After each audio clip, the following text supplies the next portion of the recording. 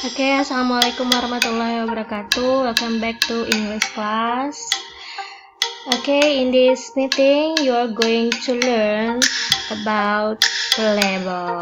Okay, this is the new lesson for you because now we are in the chapter 3 ya. Okay, stay with me, Miss Fitna. Okay, let's start our lesson today by saying Bismillahirrahmanirrahim. Don't forget to pray to your God before we start our lesson. Okay. Look at the pictures. Silakan kalian perhatikan dulu gambar berikut ini. Nah, di sini ada gambar kemasan obat ya. Nah, dan di sini di sebelahnya ada juga gambar kemasan dari produk makanan. Oke, pernah melihat? Have you ever seen? Nah, pernah diperhatikan kalau kalian membeli suatu produk di sana di kemasan? Yeah, on the packaging of these products, you see not only pictures, right? But also words, don't you? Oke, di dalam kemasan pada produk-produk ini kamu tidak hanya melihat gambar, tapi juga ada kata-kata di dalamnya.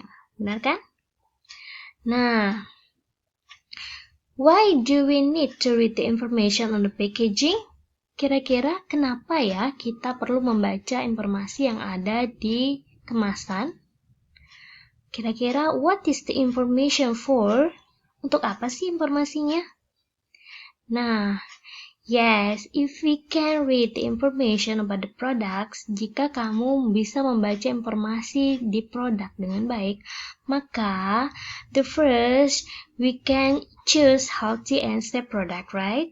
Kita bisa memilih yang manakah produk yang sehat dan aman untuk kita konsumsi. Kemudian, we can avoid harmful effects. Kita juga bisa menghindari dari efek-efek yang merusak tubuh kita. Kenapa? Karena biasanya di dalam kemasan akan ada bahan-bahan yang dikandung dalam sebuah produk. Jadi kalau kita kira-kira bahannya tidak baik atau tidak cocok dosisnya untuk kita, maka tidak boleh dikonsumsi ya. Okay, next we can get the best result. So if we can get information in packaging before we consume a product, we can get the best result. Kita jadinya sehat, ya. Kita mengkonsumsi produk-produk yang sehat. Oke, inilah yang akan kita pelajari. Jadi, di dalam kemasan sebuah produk biasanya akan dituliskan sebuah teks yang berisi informasi rinci dari produk yang biasanya kita sebut sebagai label. Oke, jadi inilah yang akan kita pelajari, yaitu label. Jadi, definition of label is an information contained in the outer packaging of a product or goods. Jadi, label itu adalah sebuah informasi yang ada di kemasan luar dari sebuah produk ya atau barang. Oke, bisa dipahami ya. Next. What is social function? Kira-kira fungsi sosialnya dari sebuah label itu untuk apa ya? Nah, tujuan dari orang membuat sebuah label adalah untuk memberikan informasi, to give detailed information about a product. Jadi, di dalam sebuah label akan diberikan sebuah informasi yang detail tentang sebuah produk. Fungsi sosial dari teks label akan memberikan informasi rinci mengenai produk-produk tertentu. Nah, kemasan atau label ini bisa kalian dapatkan di mana ya? Biasanya ada pada produk makanan, minuman, obat, atau juga produk kecantikan. Nah, kita pada pertemuan kali ini fokus pada label of medicine atau drug. Yang wajib kalian ketahui, bagaimana cara mendapatkan informasi dalam sebuah label medicine, yaitu yang pertama ada brand of drug, name of drug, description, content atau amount, use, direction to use, and dosage, dan juga expiration date. Kita akan bahas satu persatu apa itu brand of drug, name of drug, description, dan sebagainya. Oke. Nah, di sini saya akan memberikan contoh.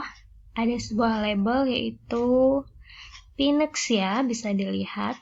Di sini ada sebuah label obat Children's Cough Syrup. Children's Cough Syrup yaitu obat batuk untuk anak-anak ya. Di sini ada keterangannya, informasi detailnya. Nah, it's great tasting, safe to help control your child while shooting his or her throat.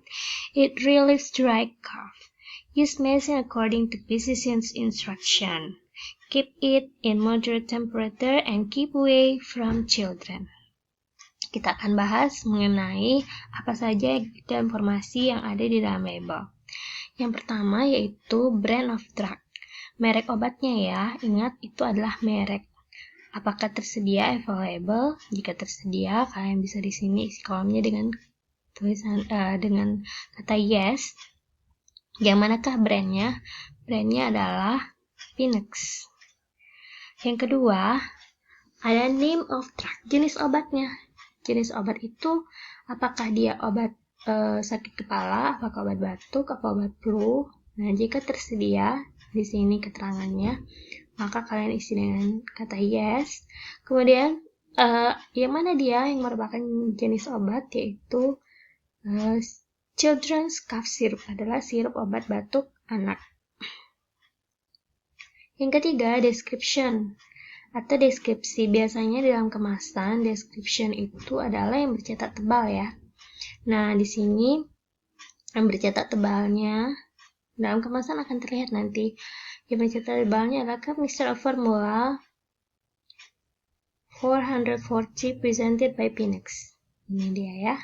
Terus description. Ingat, description adalah biasanya ditulis dengan cetak tebal atau juga huruf yang lebih besar pada suatu kemasan. Next, ada konten atau amount.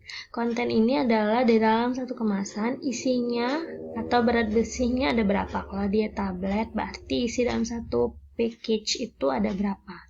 Kalau dia dalam bentuk liquid atau cair, maka biasanya dalam bentuk mililiter. Ini dia ya. Dalam Pinex terdapat 75 ml isinya. Kemudian ada use atau kegunaan. Kalau biasanya di dalam obat, ini ada yang namanya indikasi ya. Kegunaannya itu untuk mengobati sakit apa saja. Di sini jelas disebutkan it relieves dry cough. Ya, dia mengobati batuk kering. Kemudian direction to use and dosage adalah petunjuk penggunaan atau dosis. Nah, kalau di sini tidak disebutkan seberapa takarannya, tetapi use medicine according to physician's instruction. Berarti obatnya dikonsumsi sesuai dengan anjuran dokter. Kalau kita berobat ke dokter, dikasih dosis yang tepat untuk kita.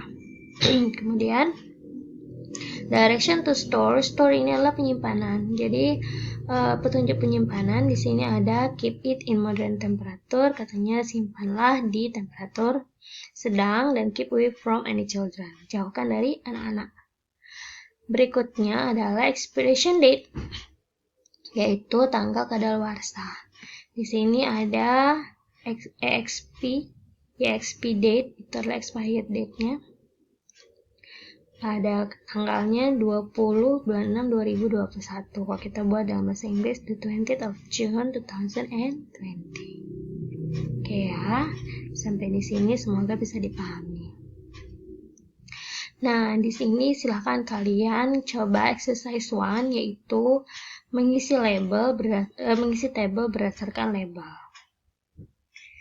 Nah, labelnya yang akan kalian dapatkan informasinya itu tentang fixed vapor drops ya.